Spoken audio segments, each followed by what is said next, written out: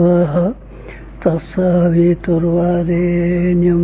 भर्गो देवस्य धीमहि धियो यो नः प्रचोदयात्। देवियों भाइयों,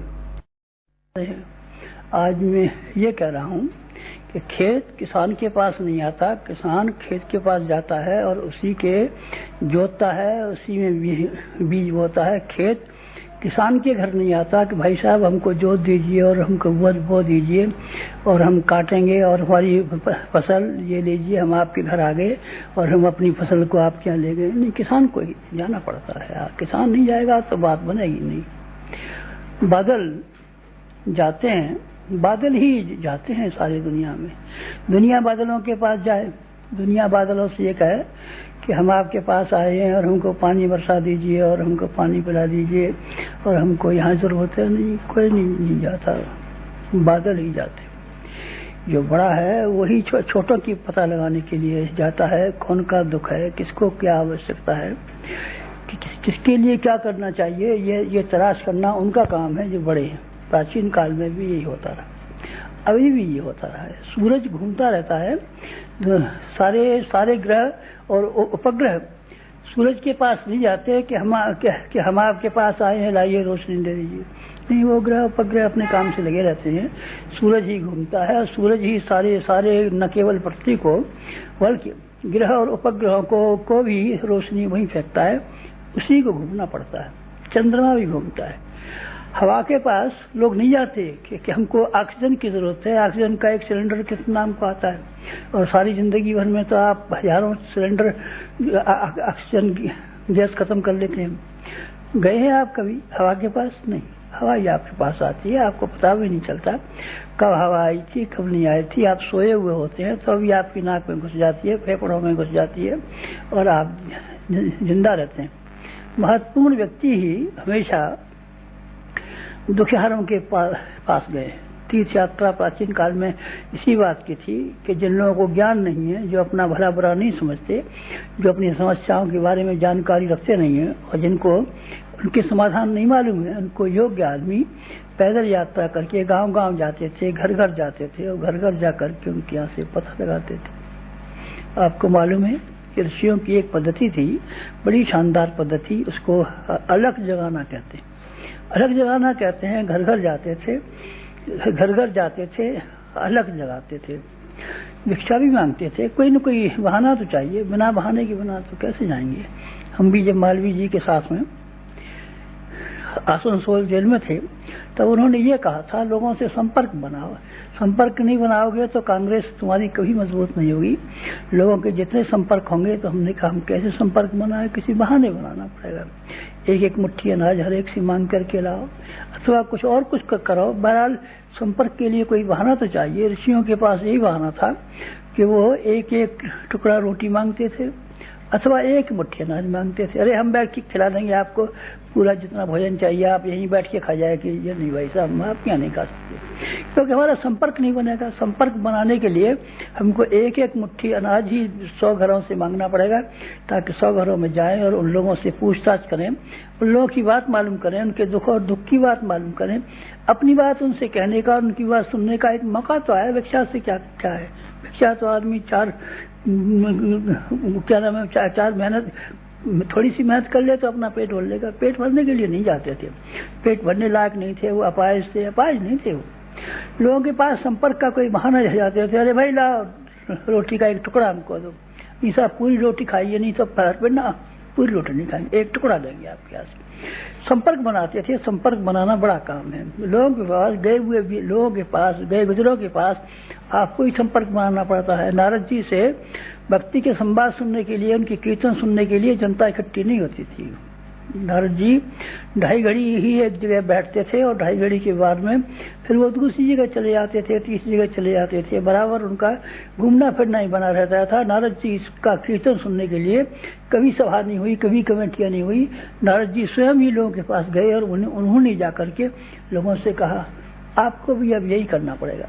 तीर्थ यात्रा आपको करनी पड़ेगी। पापों का प्रायश्चित करने के लिए तीर्थ यात्रा की जाती है और पुण्य कमाने के लिए भी तीर्थ यात्रा की जाती है। दोनों ही कामों के लिए अगर आपने कोई जीवन में गलतियां की हो तो आप उसका प्रायश्चित कीजिए तीर्थ यात्रा के लिए, और अगर आपने पुण्य कमाना है तो अभी आपके लिए सबसे सरल तरीका यह है कि आप तीर्थ यात्रा कीजिए। किसकी तीर्थ यात्रा करें, और इन शहरों की थोड़ी कहता हूँ, यहाँ हम हरिद्वार में रहते हैं, आप देखिए रोज के अखबार हमने जमा कर रखे हैं। कोई दिन ऐसा नहीं जाता जिसमें हत्याएं न होती हूँ, कोई दिन ऐसा नहीं जाता जिसमें जेब कटी नहीं होती हूँ, कोई दिन ऐसा नहीं जाता जहाँ बलात्कार न होते हों, कोई दिन ऐसा नहीं आता जहाँ के जो बेचारे परदेसी आते हैं उनकी जेबें न कटती हूँ, दुकानदार काट लेते हैं, खाना खाने वाले काट लेते हैं और काट लेते हैं। इनके लिए नहीं कहता हूँ मैं आपको कि आपको इन तीर्थों में जाना चाहिए। तीर्थों का एक खास वो है मकसद कि लोगों से संपर्क बनाया जाए, संपर्क बना करके उनको वो बातें बताई जाए जो कि उनको मालूम नहीं है।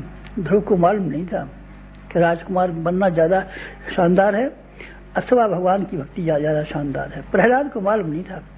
बाप के कहने के मुताबिक उसके बाप का नाम हिरण्यकश्यप था। सोना ही देखता था, सोना ही सपने में, सोना ही दिन में, सोना ही रात में, सोना ही ध्यान में होता था। उसके बेटे ने उनका कहना नहीं माना, उसको सही रास्ता मालूम नहीं था बेचारे को। उसको बताने के लिए नारद जी उनके पास गए थे। ध्रुव गया था नारद जी के पास, नहीं ध्रुव नहीं गया था, नारद जी गए थे। आपको भी अब यही करना पड़ेगा कि जन जन के पास आपको जाना पड़ेगा और जन जन के पास में संपर्क बनाना पड़ेगा। काहे का संपर्क बनाना पड़ेगा? किस काम के लिए? आपको मांगने के लिए नहीं, देने के लिए। देने को हमारे पास क्या है? आपके पास बहुत है। आपके पास इतना है जितना कि किसी के पास नहीं है। हमने जो ज्ञान की पृष्ठभूमि बनाई है वो इतनी जबरदस्त है, आप उसको बांटने का ही काम अपने जिम्मे ले लें। और हम बना नहीं सकते, ठीक है, आपके पास नहीं है बनाने को, कोई हर्ज की बात नहीं है। आप बांटना ही काम शुरू कर दें तो ये भी कम महत्व का नहीं है। बनाया हमने है, लिखा हमने है, हमको प्रेरणाएं किसी ने हमको दी है, हमको किसी ने युग की समस्याओं के समाधान हमको बताए हैं। और आप ऐसा कर दीजिए कि उसको बांटने के लिए तैयारी कर दीजिए। बांटे कैसे? बांटे को आपको मालूम नहीं है। हमने 100 बार तो कहा है, 1000 बार कहा है आपसे। आपको हमने ज्ञान रथ की बात कही है, हमने आपको झोला पुस्तकालय की बात कही है। आप अकेले हैं, कोई आप सामर्थ्यवान नहीं है तो एक झोला कंधे पर डालिए, लेकर के जाइए और हरेक को ये चखाइए। क्या चीज चखाएंगे? जाएगा तो फिर लोग खाएंगे। आपने देखा नहीं रेलवे की गाड़ियों में लोग घूमते हैं, नमक मिर्च की गोलियां बांटते हैं, कभी क्या नाम है ये जिनतान की गोलियां खिलाते हैं। ये सब जायका चाहिए, कैसा है? जायका अच्छा होता है आप खरीदना, खाना न अच्छा होता मत खरीदना, मत खाना। आपको घर हर आदमी के पास वो प्रेरणाएं, वो दिशाएं, ये जिसको हम युग की दिशाएं कहते हैं, जो हमारे गुरु ने हमको दी है। आपकी हमारी नहीं है। हमारे जीवात्मा में बैठ करके किसी ऋषि ने, किसी महापुरुष ने, किसी भगवान ने, किसी देवता ने जो विचारधाराएं हमारी दी है वो कलम से हमारी से लिखी गई है, कलम से हमारी से लिखी गई है। व्यास जी ने महाभारत बोला था, गणेश जी ने लिखा था। गणेश जी का बना हुआ महाभारत नहीं, गणेश जी ने लिखा था, गणेश जी का बनाया हुआ नहीं है, व्यास जी ने कहा था। आपने प्रज्ञा साहित्य लिखा है? नहीं, हमने हमारी कलम ने और हमारी जिसने लिखा है, उंगलियों ने लिखा है। कलम से फिर आप लिख सकते हैं, ले जाइए, हम आपको कलम दे देंगे, फिर आप लिखिए। कलम से ही लिखा जा सकता है तो आप लिख डालिए, कलम उठा ले जाइए। हमारी कलम से नहीं लिखा जा सकता। ये हमारे पास जो प्रेरणा है, हमारे पास जो विचारणा है, जो दिशाएं हैं, जो हमारे पास संकेत हैं, जो वैसे मूल्यवान हैं, अगर लोग उनको हृदयंगम कर सकें, हजम कर सकें, पचा सकें, उनको वही लाभ मिल सकता है जो नारद जी के संपर्क से औरों को मिला था। हम भी इस युग के नारद के हृदय में भगवान की भक्ति थी, हमारे हृदय में भी किसी की भक्ति है। हमने युग की समस्याओं को ठीक समाधान विचारे, दूसरे लोगों ने विचारे नहीं, दूसरे लोगों ने नहीं विचारे। कोई नहर खोदता है, कोई कुआं खोदता है, कोई तालाब बनवाता है, कोई धर्मशाला बनाता है, कोई क्या करता है। ये समस्याओं के समाधान है नहीं, इसलिए समाधान नहीं है। समाधान तो वो है जो हमने बताए हैं लोगों को। इसीलिए इन समाधानों को बांटने के लिए फिर आपको कुछ काम करना पड़ेगा। क्या काम करना पड़ेगा? आपको जो बातें बताई गई थी अब आप जो कीजिए करेंगे। अब तक तो ये आपने कहा था, हमने सुना था। आप एक झोला पुस्तकालय लेकर के छोटे ट्रैक्ट हमने आजकल लिखे हैं, तब हम पानी पीते हैं। जो एक ट्रैक्ट रोज लिख लेते, जब तक एक ट्रैक्ट लिखा नहीं जाता तब तक एक पानी नहीं पीते। उसमें हमारे प्राण है, उसमें हमारा जीवन है, उसमें चिंगारी है, ऐसी चिंगारी है कि अगर आप उसमें जरा सी हवा लगा दें और आप जरा सा ईंधन डाल दें तो ये दावा नहीं बढ़ सकती है। बहुत शानदार चीजें हैं हमारी। आप इनको घर घरों में जन जन के पास जाकर के पढ़ाने का और वापस लाने का काम कीजिए। बेचने का कोई खरीदे तो बेच भी सकते हैं, कोई ये भी नहीं कहता कि आपको कोई मांगे साहब ये कहता हमको बहुत अच्छी लगी है, इसको हमको आप दे जाइए। अच्छा भाई ला 40 पैसे की है, 40 पैसे क्या होते हैं आजकल, तो कुछ भी नहीं होता है। एक चम्मच चाय आती है, 80 पैसे की चाय बिकती है, आधा कप चाय होता है। लो भाई तो ये से ले ले और हमको दे दे, हम मॉल ले लेंगे, कभी बेच भी सकते हैं। नहीं तो फिर लोगों को पढ़ाने का मुख्य काम है। आप पढ़ाइए, बिना कीमत पढ़ाइए, घर घर जाके पढ़ाइए, बिना उसके के बिना जाइए, जरूर पढ़ाइए लोगों को। और ज्ञान रथ उससे भी शानदार है। भगवान के मंदिर पहले जमाने में बनाए जाते थे, मूर्तियां एक स्थान पर रख दी जाती थी, लेकिन जब उन्होंने देखा दूसरे लोगों ने, इससे उद्देश्य पूरा नहीं होता। मंदिर में तो वही 2-5 आदमी आते हैं, नमस्कार कर जाते हैं, फूल चढ़ा जाते हैं, कोई आता ही नहीं है। फिर भगवान को लोगों के पास जाना पड़ा, लोगों के पास भगवान को जाना पड़ा। गाड़ियां लोगों ने बनाई, भगवान की मूर्तियां उसमें रखी और गांव गांव में घर घर में कीर्तन किए, घर घर में लोगों को ये बताया ये क्या चीज है, ये कैसी है, इसमें ये कौन से भगवान है, इसमें क्या बात है, ये सारी बातें उन्होंने सुनाई। उनको किनको सुनाई? लोगों को सुनाई। तो ये ज्ञान रथ उस जमाने के हैं, भगवान के भक्ति के ज्ञान रथ वो हैं। आपने देखा नहीं है जगन्नाथ जी का जो रथ निकलता है, जगन्नाथ जी की रथ की यात्रा निकलती है। हमारे यहाँ मथुरा में, वृंदावन में रंग जी के मंदिर की रथ यात्रा निकलती है। उसमें भगवान की मूर्ति को रख करके जगह जगह फिराते हैं, जगह जगह घुमाते हैं। और इससे पहले जैन धर्म में तो रथ यात्रा को आवश्यक माना गया है। कोई भी मंदिर हो उसमें रथ यात्रा जरूर निकालते हैं। कोई आदमी आता है, कोई नहीं आता, कोई देखता है, कोई नहीं देखता है। उनका रथ लोगों के गलियों में और घरों में और सड़कों पर निकलता थे। तो जो आदमी कभी भी मंदिर में नहीं गए थे, कभी भी मूर्ति को नहीं देखा था, उनने भी उसको देखा है। ये क्या था? ये रथ थे। रथ को ले जाकर के निकलते थे। पहले जमाने में बैलगाड़ियां बना लेते थे, उसमें भगवान का मंदिर बना दिया, भगवान की स्थापना की और लोगों को अपने हाथ से, बैलों से नहीं, हाथ से खींचते हुए इस गांव से उस गांव में कीर्तन किया, भगवान की मूर्ति को दिखाया, भगवान का महत्व बताया, फिर आगे गांव में चले गए। ऐसे करते थे। ये उसी की एक बहुत छोटी नकल हमने की है। वो मंदिर तो बहुत दाम को बनते थे, बैलगाड़ियां बहुत दाम को बनती हैं, दूसरी चीजें बहुत दाम को बिकती हैं। ये तो मुट्ठी भर पैसों का है, मुट्ठी भर पैसों का है। ये साहित्य एक और ज्ञान रथ दोनों को मिलाकर के 2000 से भी कम में बन जाता है। 2000 से भी कम में बन जाता है, 1500 में बन जाता है, शायद 2000 में बन जाता है, मुझे ठीक मालूम नहीं है। साहित्य समेत पूरा बन जाता है। ये कोई बड़ी रकम है, आप ये बड़ी रकम नहीं है, आप इतना नहीं उठा सकते। आपके लड़कों के ब्याह नहीं हुए, कभी नहीं हुए, किसी के नहीं हुए, तो उसमें 1000-2000 रुपया खर्च नहीं हुआ है। एक और लड़की होती है आपके तब आप 10-20 हजार रुपया खर्च करते कि नहीं करते? एक और लड़का होता तो पढ़ाते कि नहीं पढ़ाते? अब ये मत कहिए हम पैसे की तंगी में, तो पैसे की तंगी में नहीं, आपका दिल बहुत छोटा है, चूहिया जैसा दिल है, मक्खी जैसा दिल है, दिल की दिक्कत है। और तो दुनिया में कोई ऐसा होगा, चंदा कर लीजिए, लोगों से मांग लीजिए, भाई ये ज्ञान रथ हमको बनाना है, इसके लिए 1000 रुपये चाहिए, 100 रुपये मांग लीजिए, अपने घर से ले लीजिए। एक तोला सोना की आजकल कीमत 2000 रुपया है, 2000 रुपये में ज्ञान रथ बन जाता है। एक तोले का जेवर आपके पास न हो तब तो कोई बड़ी बात नहीं है। ये बड़ी बात नहीं है कि आप ज्ञान रथ नहीं बना सकते और नहीं चला सकते। दिल बहुत छोटा दिल है, जिसमें आप इतनी सारी रकम के लिए आप ये कहते हैं कि हम नहीं खर्च कर सकते। और साहब कोई आदमी नहीं मिला, नौकर नहीं मिला, क्यों? पूजा के लिए आपको नौकर चाहिए। सब पूजा कम करना चाहते थे, गायत्री मंत्र का हम पूजा करना चाहते थे, पर कोई नौकर नहीं मिला, सब नहीं कराई।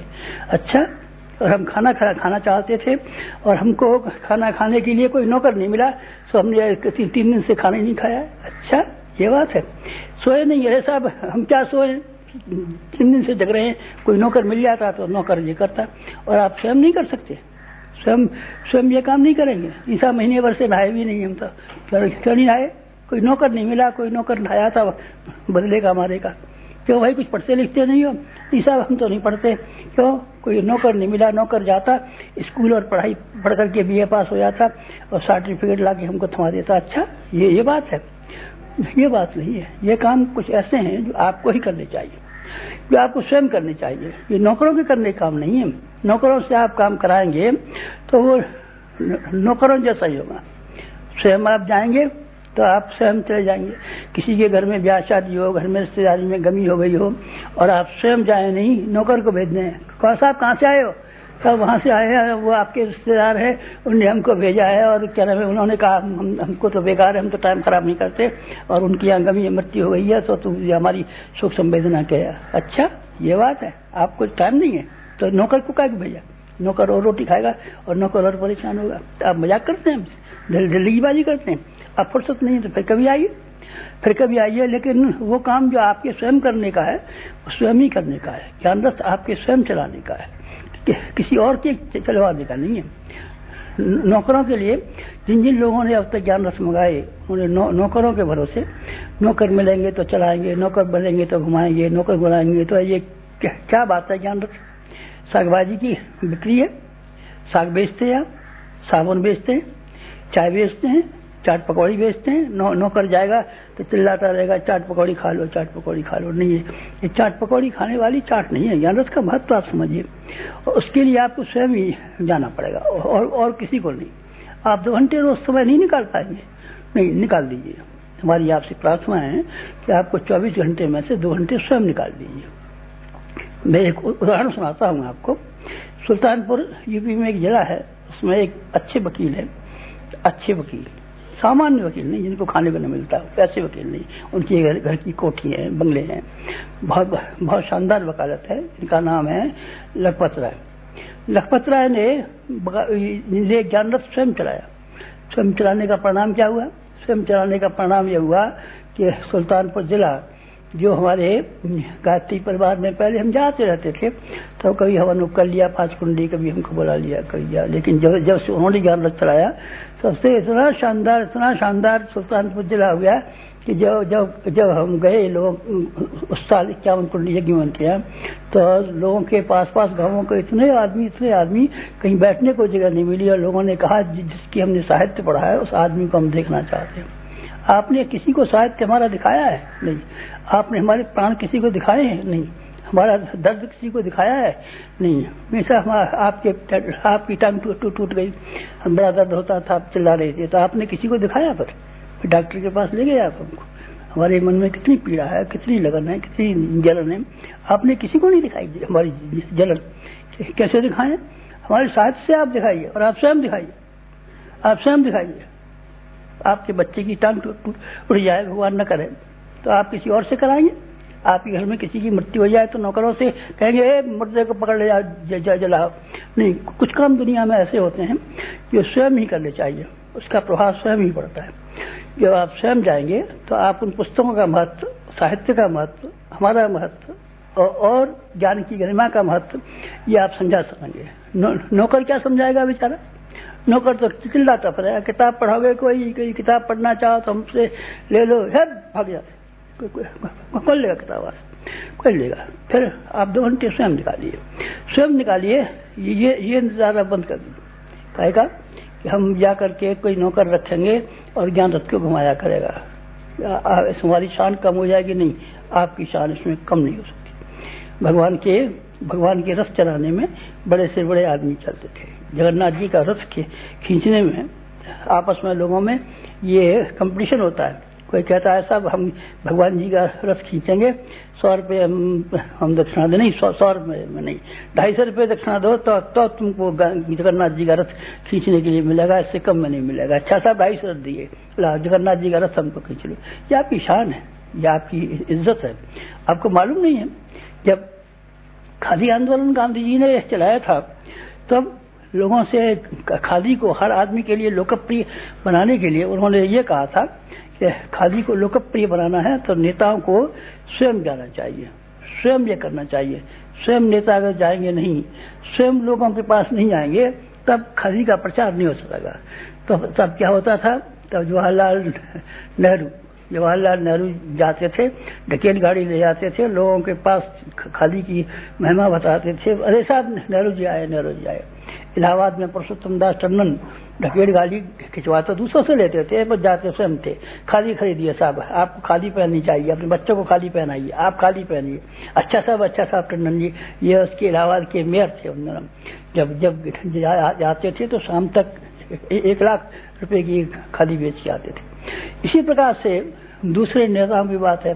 गांधी जी ने जब खादी को लोकप्रिय बनाया तो लोकप्रिय बनाने के लिए उन्होंने ये कहा कि जो बड़े से बड़े आदमी हैं वो ढकेल लेकर के जाएं और हर आदमी से मिलें और अपनी बात कहें।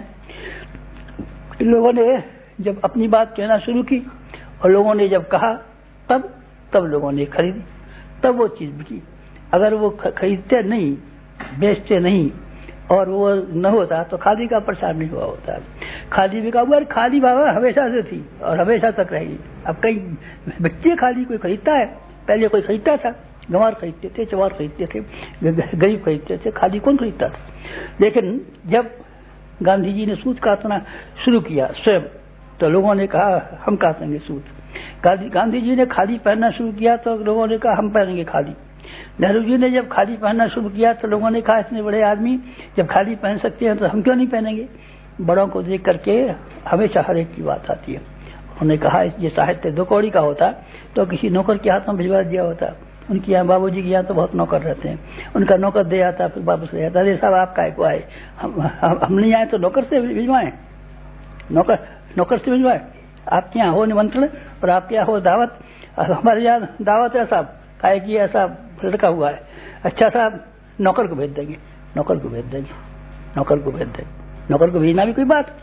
ये काम नौकर के नहीं है। जहाँ कहीं भी चले हैं लोगों ने स्वयं चलाए हैं तो वो चले सफल हुए। भली से आप थोड़ा समय निकालिए, 2 घंटे रोज निकालिए, सायंकाल का समय निकालिए, रात्रि का समय निकालिए।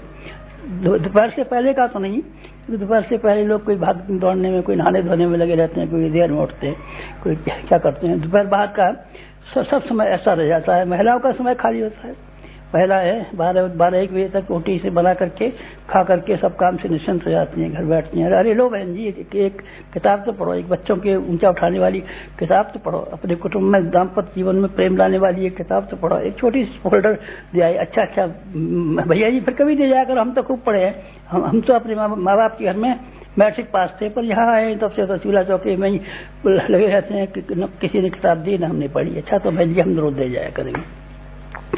स्वयं जाइए ना, स्वयं जब आप जाना शुरू करेंगे तब फिर इसका काम चलेगा। हमारा कहना कि लोगों से कहा था कि जान लिख दीजिए, स्वयं के करने से होगा। हमारे मथुरा में एक कलेक्टर थे, डायविल उनका नाम था। डायविल उनका नाम था, उनकी धर्मपत्नी पादरी की बेटी। कलेक्टर तो अपनी जगह पर काम करते थे, वो तो नहीं जाते थे, लेकिन उनकी धर्मपत्नी, डायविल की धर्मपत्नी घर घर जाती थी, मोहल्ले में जाती। ईसा मसीह की पहले व्यक्ति थी किताबें, अब शायद व्यक्ति हैं नहीं व्यक्ति मालूम नहीं मुझे। 1 पैसे की किताब होती थी, एक का नाम लूका, यूहन्ना, मत्ती, मरकुस वगैरह छोटी छोटी किताबें थी। उसमें ईसाई धर्म की सारी बातें लिखी थी। वो हर घर में जाती थी, नौकर के सिर पर तो इकट्ठा रखवा ले जाती थी और हर एक से कहती थी भगवान की किताब है, बहुत अच्छी किताब है, 1 पैसे में फोकट मारना नहीं, फोकट मत मारना, कभी मत मारना, कुछ फोकट में आपको कहीं मत मारना। फोकट में तो हम ब्राह्मणों को इन लोगों ने नंबर 2 का पैसा जमा करने वालों ने खिला करके हमारी नीयत खराब कर दी, हमारा पेट खराब कर दिया, हमारी बुद्धि खराब कर दी, हमारी अकल खराब कर दी, हमारा चरित्र खराब कर दिया। फोकट में मत खिलाइए किसी को। 1 पैसा लीजिए, आधा पैसा लीजिए, जो कुछ भी उससे लीजिए जरूर, लेकिन बिना लिए बिना अगर आप लोगों को पढ़ाएंगे ऐसे ही बांटते रहेंगे। साहब अरे साहब हम 15 रुपए की बांट जाएंगे, नहीं, बांटने वाला रद्दी में फेंक देगा। बीड़ी के इस्तारों को फेंक देते हैं जिस तरीके से, उस तरीके से फेंक देगा। आप बिना लिए मत दीजिए, बिना लिए मत दीजिए। उस तरीके से कलेक्टर की धर्मपत्नी घर घर में जाती थी और घर घर में जाकर के 1-1 पैसे की किताब बेचती थी। कहती थी हम फिर आएंगे, कल तक आप पढ़ लेना। अगर आपको ये मालूम पड़ा कि ये किताब बेकार है और हमारी समझ में नहीं आती और हम नहीं पढ़ना चाहते तो 1 पैसा अपना ले लेना वापस, हम आपको 1 पैसा आपका वापस दे जाएंगे। इस तरीके से कलेक्टर की औरत जब जाती थी रोजाना अपने नौकर के सिर के ऊपर गट्ठा रखवा करके, जवाहरलाल जी भी ऐसे करते थे, पटेल भी ऐसे करते थे कि नौकर से ढकेलवाते थे। भारी होती थी तो बेचारे कहाँ तक खींचें, फिर लोगों से बातचीत कैसे करें, लोगों को समझाएं कैसे। तो अरे साहब आइए जरा बैठिए तो सही, जो आप कहेंगे सो ही करेंगे। अच्छा साहब खादी की बात कीजिए, आज बाकी बात फिर करेंगे, आज तो खादी की बात करेंगे, कितने की खादी खरीदेंगे? अरे साहब जितने की आपकी मर्जी हो उतने खरीदेंगे। अच्छा एक तो आप हैं लड़के, तीन गज के, एक कुर्ते का और 2 गज पजामे का, 5 गज और क्या है, और साथ तीन बच्चे हैं और हमारी बीवी है। अच्छा लड़के लिखे, बता सो लिखे कि कितने की खादी हो गई? 80 रुपये की खादी हो गई। लाला जी के हाथ में दे दिया बिल, 80 रुपये कपड़े बांध रस्सी बांध के उसके हाथ में दे दिया, 80 रुपये वसूल हो गए। तो उन्होंने अपने व्यक्तिगत दबाव से ये किया था। व्यक्तिगत दबाव का जहाँ कहीं प्रयोग हुआ है वहाँ सफलता की चरम सीमा मिली है। करेक्टर की बात बताई मैंने। अगर आपको हमारी यह वीडियो पसंद आई हो तो इसको लाइक करें, कमेंट और शेयर जरूर करें और हमारे YouTube चैनल ऋषि चिंतन को सब्सक्राइब भी कर लें। साथ ही बेल आइकन को भी दबाएं ताकि आपको आने वाली वीडियोस की नोटिफिकेशंस मिलती रहें। धन्यवाद।